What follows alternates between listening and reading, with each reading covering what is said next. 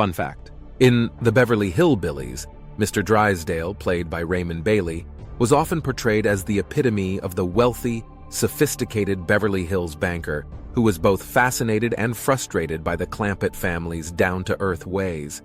Interestingly, Raymond Bailey's portrayal of Mr. Drysdale was so memorable that he became synonymous with the character, but he was originally cast in a supporting role. However, his comedic timing and chemistry with the other cast members, especially with Buddy Ebsen, led to Mr. Drysdale becoming a central figure in many storylines throughout the series. Moreover, Bailey's character often found himself in humorous predicaments as he tried to manage the Clampett's wealth while navigating their unconventional lifestyle. His interactions with the Clampett family highlighted the cultural clash between the rural, simple life of the Clampetts and the elite world of Beverly Hills, making for some of the show's most entertaining moments. Come and listen to my story about a man named Jed. A poor mountaineer barely kept his family fed. And then one day he was shooting at some food, and up through the ground come a bubbling crude oil, that is, black gold, Texas tea. Well, the first thing you know, old Jed's a millionaire. The kinfolk said, "Jed, move away from there." Said, "California is the place you ought to be." So they loaded up the truck and they moved to Beverly Hills, that is, swimming pools, movie stars. The Beverly Hillbillies.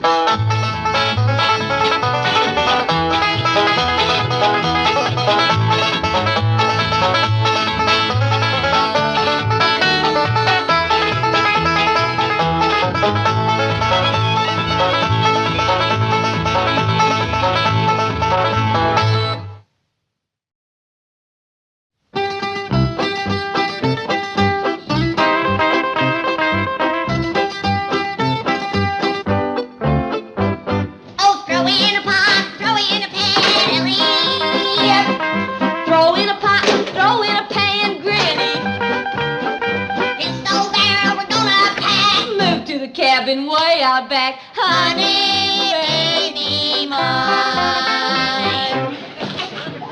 Well, you two look kind of happy. You betcha we are. Granny and me's moving everything into the cabin down by the cement pond. We've been in this mansion pert near 2 years. Now we want to live the good life again. Leastways for a spell. Yeah, this is going to make things kind of awkward. I just told Mr. Drysdale that he could move in the cabin. Oh, well, you just tell him Drysdale. Yes, ma'am. Banker Drysdale? Yes, ma'am. Wants to move into the cabin? Well, leastways for a spell. What in tarnation for? Well, I didn't figure it was my place to ask, but I reckon he's got a good reason. Because my wife has arranged to have this cabin torn down and carted away. But she's gone to Boston. Why not just cancel the arrangement? I don't know who's coming or when, but I do know the law. If the cabin is occupied, they can't touch it. But, Chief, the logical person to occupy this cabin is Granny. Very funny. Do you see that double-barreled 12-gauge scatter gun? Yes. Granny would scatter those wreckers before they could pick up a crowbar. And the city of Beverly Hills takes a dim view of shootouts. Well, what about Mr. Clampett or Jethro? I don't want the Clampetts to know what a fink my wife is. Chief, occupying this cabin for several days or nights would be an arduous ordeal for one accustomed to the comforts of city living. I'm not worried. There's no electricity, no running water, no heat except the open fireplace, no comforts of any kind. Stop worrying. You'll do fine. Chief, I am but a frail woman. There's no such thing as a frail woman. Whoever named you the weaker sex must be the same idiot who said money can't buy happiness. Okay, you win. I'll stay here. I'm only a bank president with hundreds of employees depending on him. My health and welfare are not important. Mr. Drysdale, you know I have never refused you any reasonable request. I have always been loyal and Forget faithful. it. Chopping wood for this fireplace will probably be good exercise. That's true. Chopping wood is considered very beneficial for the health. Sort of like swinging a golf club. Exactly. It promotes deep breathing, muscular coordination, and a keen eye. Okay, you win. Just enough for tonight. Chief, you don't expect me to... Now, you're not going to let me down again, are you? No, Chief. I'll do it. Good girl. Mr. Drysdale? Granny just wants you to know that if you want to stay here tonight, it's all right with her. Ain't that right, Granny? That's right. You can stay here just as long as you like. Well, thank you, Granny. I guess it seems a rather odd request. Now. Like Jed says, it was you who put this little cabin here, and you did it just for me so I wouldn't get homesick. And like Jed says, it ain't my place to ask you why you want to move in. Thank you. And like Jed says, if you want to leave your fine home and move into this little cabin, that's your business, not mine. Well, thank you. That's like Jed says. But me, I want to know what you're up to. Granny. Did you and the missus have a spat? Mr. Drysdale, in case you need anything, anything we can do to make you comfortable, just holler. I'll do that. Are you planning to spend the night here? Granny. Well, Jed, I just want to tell him that he'll need some firewood. It gets chilly out here come sundown. That's a fact. I'll split you up a stack. Well, that won't be necessary, Miss Hathaway. I've already taken care of the wood chopping situation. Come on, Granny.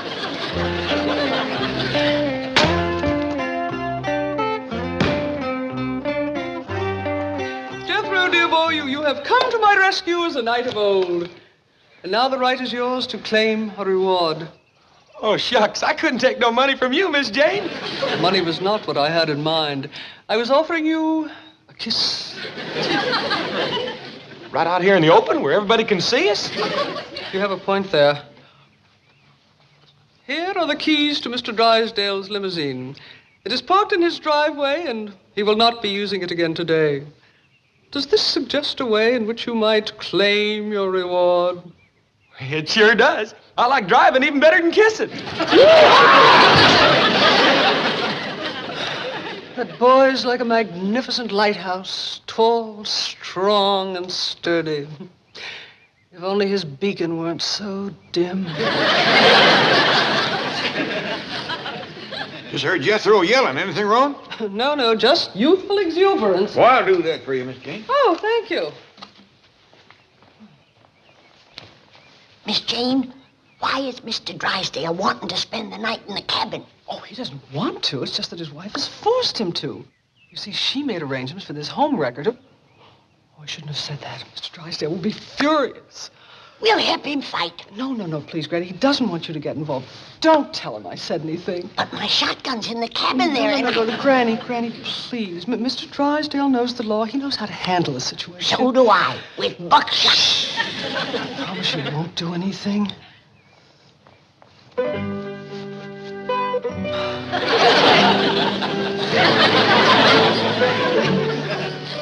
Granny, are you still trying to find out what's none of your business? No, I ain't. I done found it out. Granny, remember your promise? I won't say a word to Jed. Thank you. Now, Jed, I'm going to be walking right behind you. So don't listen, or you might hear me talking to myself. Ain't it terrible about Miss Drysdale throwing her husband out of the house for that other man? Granny. Ain't nothing worse than a homewrecker. Granny. Will you mind your own business, nosy? Poor Mr. Drysdale has to spend the night in that cold cabin all alone.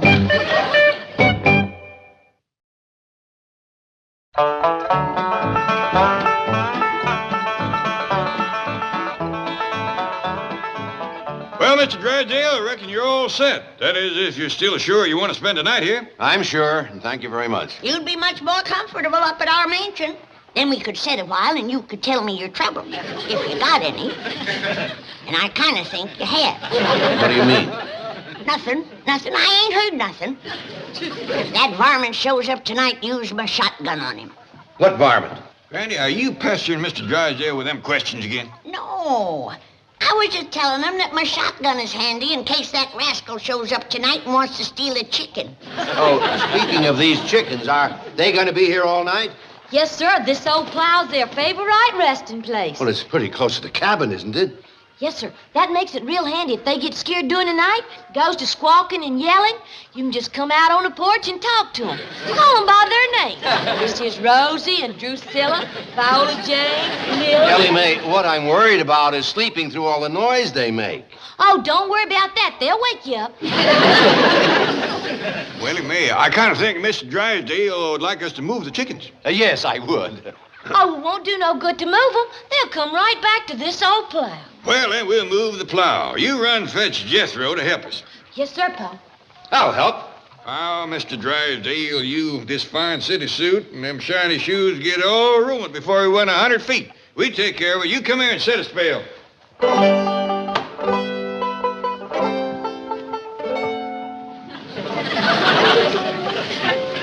Yeah, we'll just sit here and talk. Got anything you want to get off your chest, Mr. Drysdale? Any troubles you want to unburden yourself of? Granny, what are you up to? Ain't he the nosy one?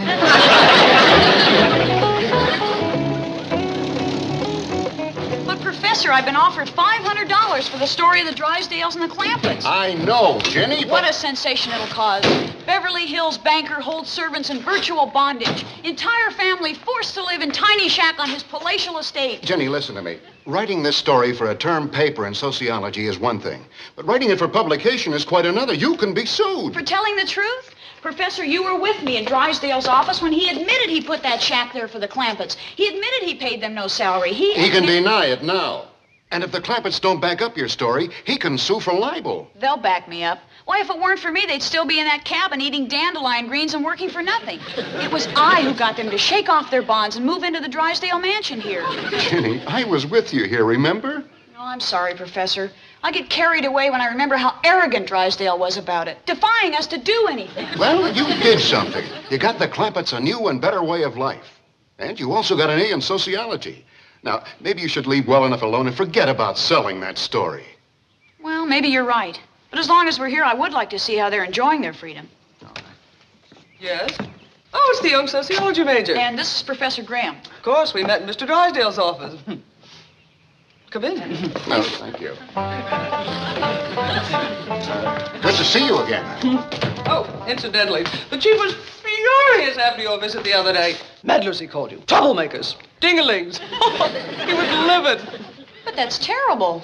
Well, you must realize that Mr. Drysdale has been barraged with complaints about the Clampetts for 2 years now. He's battled his neighbors, City Hall, even his own family to keep them as they are. You mean as they were? Their whole way of life has changed now. Not that I've noticed. What? Where are they? Oh, right now they're around back in the little cabin Mr. Drysdale put up for them. Again? The despot has extinguished the flame of freedom, stifled the cry of liberty. We must rouse the peasants to revolt. Come on, Professor, let's storm the Bastille. To horse! To arms! The chief was right. They are a couple of dinglings. Pa, Miss Jane says Jethro run off and... Well, he's gone. Well, I reckon we can move this plow without him. Now, I insist that you let me help. I'm sorry. Mr. Drysdale, I do believe we can do better ourselves. I guess I'm not too handy at this sort of thing, and I do have to speak to Miss Hathaway before she leaves. I'll be right back. All right, Ellie Mae, you take one handle. Granny, you take the other. Now pull.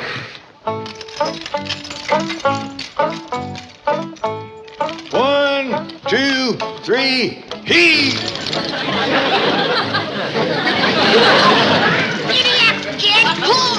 Come on, Pa, heave! Drysdale has them working like serfs again. It's worse than ever. Stop! Stop! Oh, it's the little girl that spouts all the big words. And the sociable professor. You shouldn't be struggling with this plow. Well, he's hooked on the root. And we want to get it moving before Mr. Drysdale gets back. Come on, give us a hand. No, wait a minute. Listen to me. Is Mr. Drysdale paying you to do this? No, ma'am. Of course not. Well, we couldn't take money from Mr. Drysdale. You hear that, Professor? The moment we left, he subjugated them again. Where's Jethro? He ran off. Well, I didn't want to say nothing in front of Mr. Drysdale because Jethro run off in his limousine. Oh, Jethro hadn't ought to done that. He's gonna get a whooping when he comes back. No, he won't. I say he will. Granny, what Jethro did was good. It was an act of defiance. You should all try to be like Jethro. Young lady, I don't hold with that kind of talk, especially in front of Ellie Mae here. What Jethro done was wrong. No, it was right. Now, Jenny.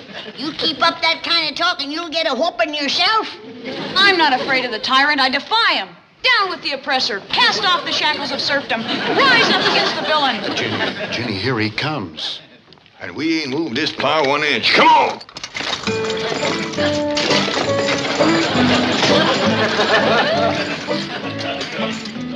Are you two troublemakers back again? Yes, and we'll continue to come back as long as there are robber barons like you and a miserable hovel like this on the very edge of a $50,000 swimming pool. That hovel and that swimming pool are both on private property, and so are you.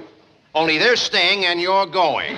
Now, beat it. Ginny, we are trespassing. You read the story of the French Revolution, Louis XVI. Study the Magna Carta, King John. You too shall have your Robespierre, your Richard the Lion. Never fails. Every election year, they come out of the woodwork.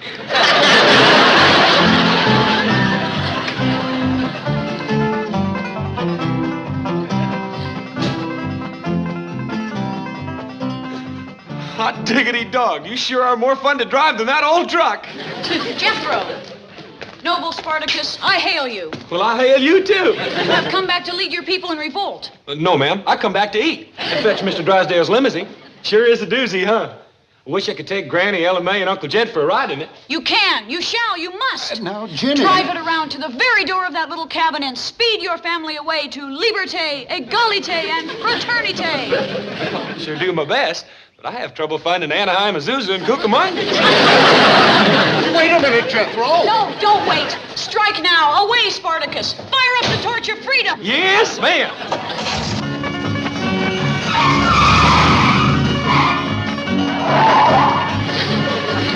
I'm afraid you've gone too far. How can you go too far with a beast like Drysdale? You've got that kid so steamed up, there's no telling what he'll do. Good for him. Come on, let's drive around back and see what happens. Are you kidding? I'm getting you out of here.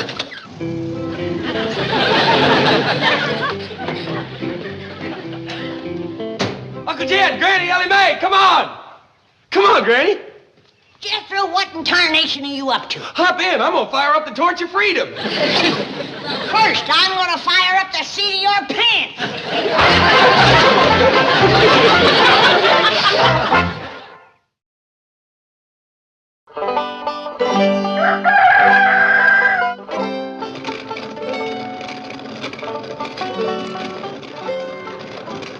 Morning, Jed. Morning, Granny.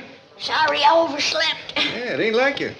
Well, I was down to the cabin half the night trying to help Mr. Drysdale. Trying to help him what? To get to sleep. Man can't sleep with troubles on his mind. He has to unburden himself to someone. You was trying to unburden him half the night? It was slow work, Jed. He kept dozing off. I finally gave up. I wasted 3 pots of coffee on him. I'll mosey on down there and see how he's doing this morning without your help. Jed, try and get him to tell you about the homewrecker that's come between him and his missus. That's what the poor man needs to unburden himself of. Granny, I figure if Mr. Drysdale wants me to know about the home wrecker, he'll tell me without my asking. Not if he's as sleepy as he was last night.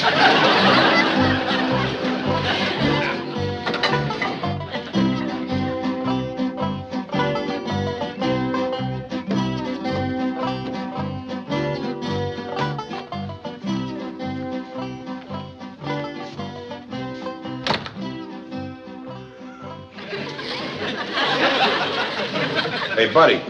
Hey, come on, let's clear out of here. What? Where am I? You're in a shack that's about to be wrecked and hauled away. Come on. Hey, you better hightail it for the city limits. The Beverly Hills police don't take kindly to vagrants. I am not a vagrant. I am president of the Commerce Bank. Oh, well, we're glad to meet you. I'm president of U.S. Steel. Yeah, this is a real pleasure. I've got identification right. Where'd I get these clothes? My guess would be the rag bag. No, I remember now. My suit was getting wrinkled and Jethro gave me these, yeah. I got work to do, so hit the road. Here's 2 bits. Get some coffee. Now, wait a minute. Who are you? A1 Records. I got a contract to move this eyesore out of here. Well, forget it. I know the law. You can't touch this cabin as long as I'm occupying it. By golly, you know, you're right. Put me down! Put me down! Put me you going with him? What is this, a hobo jungle? No wonder Mrs. Drysdale wants this mess hauled away. You ain't hauling him nowhere as long as I'm here. You tramps gonna gang up on me, eh? Be careful who you're calling a tramp, mister. You're asking for a fat lip. From who? Him, that's who. Let me have a talk with this fella. Okay, I'll be inside. He can't do a thing as long as I'm in there. Hold on, buddy. Let him go. He had a rough night. Now, can't you and me kind of straighten this out? What's to straighten out? Mrs. Drysdale got tired of looking at that old eyesore, so she called me. No offense, but when he is dressed up and combed and shaved, he is every bit as good looking as you. Maybe better. Before you come along, him and his missus was mighty happy. I didn't come along. Mrs. Drysdale called me. You old friend of hers? Never met the woman till yesterday. She saw my ad in the paper. You mean you advertised a wreck home? Have to stay in business. If you ask me, it's a mighty sorry business to stay in. Look, Mac, I've wasted enough time. Now, why don't you get out of my way and I'll do my job, huh? I reckon I can't let you do that. Okay.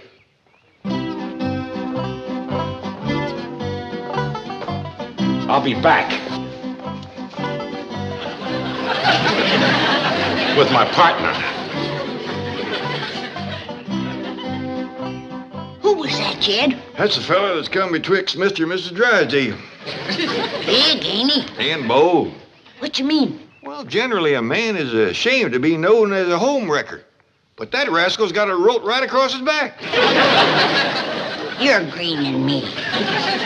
That ain't the half of it. He runs an ad in a newspaper. I can't believe it. You ain't heard it all. He gets paid for busting up homes. Ain't there no limit to what these city folks will do for $1? There is, there ain't. Did he leave? Yeah, but he said he's coming back with his partner. Don't you worry, Mr. Drysdale. We'll help fight him off. No, I don't want to get you people involved. Really, I don't. Oh, that's what friends and neighbors is for. I'll go get Jethro to help. Oh, by the way, when Jethro gave me these clothes last night, he took my suit and said he'd have the wrinkles taken out for me. Oh, I'll find him, Mr. Drysdale. We'll fight off them home wreckers. Now, Granny, no shooting, please. Buckshot is the only kind of talk them rascals understand. No, Granny. The law is on my side. As long as I occupy this... See, I've got an idea. You have a padlock? Yeah, there's one inside. Great, let me have it.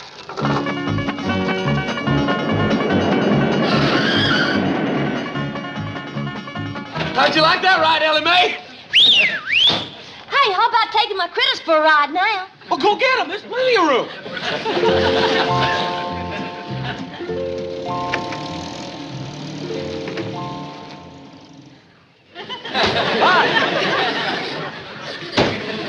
I told you there was Jethro who passed us doing 60. Shucks, this car will do better than that. Jethro, where'd you get those clothes? Oh, these are Mr. Drysdale's. Kind of little on me. That'll stretch the wrinkles out. Where is Mr. Drysdale? Oh, he's staying in the cabin now. Living there? Oh, he got throwed out of his house.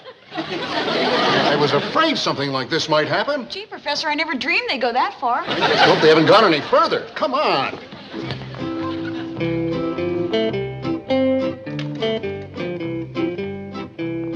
Jethro, have you been joyriding in Mr. Drysdale's car again? Oh, yes, sir, Uncle Jed. And wearing his suit and his hat? Oh, look what you made me do. Granny's gonna whoop me. Well, she'll have to stand in line to do it. Now get in there and get them clothes off. Fella tries to do the best he knows how. All he gets is yelled at and a hickory stick, pretty near squeezed to death in a city suit. Excuse me for living. Oh, no. Even I didn't think they'd go that far. What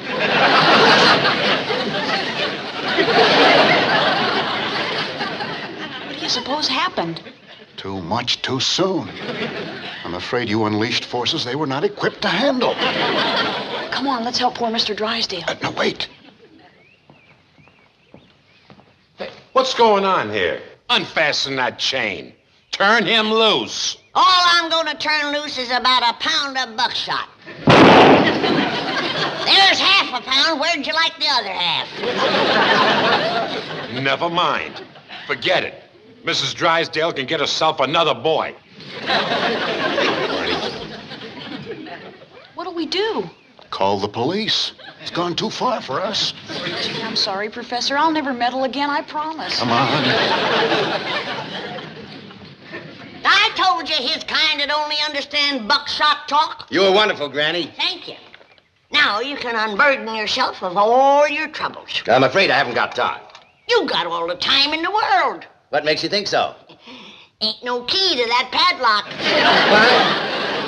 Been lost for 40 years. Now then, tell me, when was it your wife first took up with that rascal?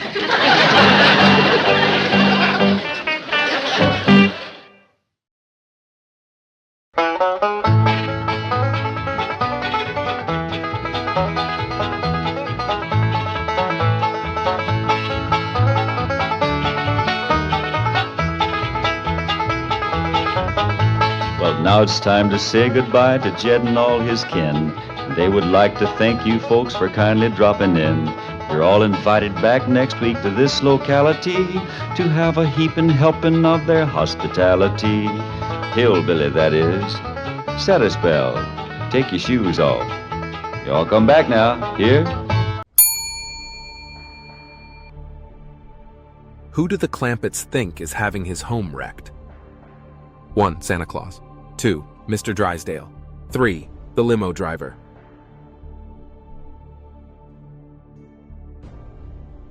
Who do the Clampetts think is having his home wrecked? 1. Santa Claus. 2. Mr. Drysdale. 3. The limo driver. The answer: they misinterpret the meaning of home wrecker and think Mr. Drysdale's marriage is in trouble.